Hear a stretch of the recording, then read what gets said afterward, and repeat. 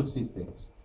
Mais peut-être aussi un danger de ce que le regard historique en vienne à faire perdre un certain nombre de choses et à se substituer à des réécritures de l'histoire.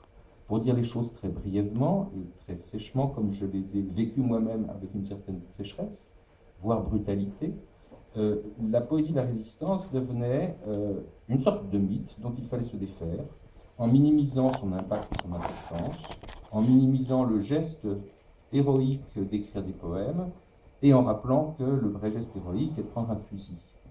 Je crois que démonstration vous a été faite aujourd'hui, grâce à Madeleine Riffaut notamment, qu'on prenait un fusil et on distribuait des poèmes, et qu'il ne s'agit peut-être pas d'opposer l'un à l'autre. On le verra d'ailleurs avec la figure de Char, qui a joué dans ce dispositif stratégique, mais dont je crois qu'il est un dispositif idéologique aussi, le rôle d'antidote, pourrait-on dire, en rappelant que Char, lui, n'avait pas voulu publier ni écrire, et qu'il avait pris les armes et qu'il avait été un grand résistant. Char est un très grand ami d'Éluard. Il ne voyait pas les choses ainsi.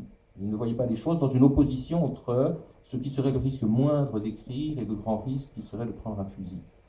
De ce point de vue, un mot du contexte pour Éluard.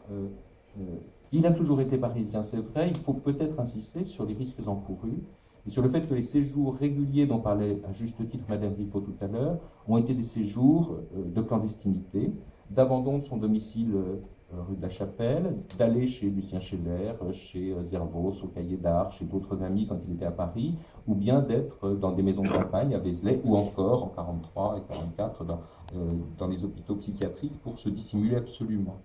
Si l'on essaye d'évaluer les risques encourus par Éluard,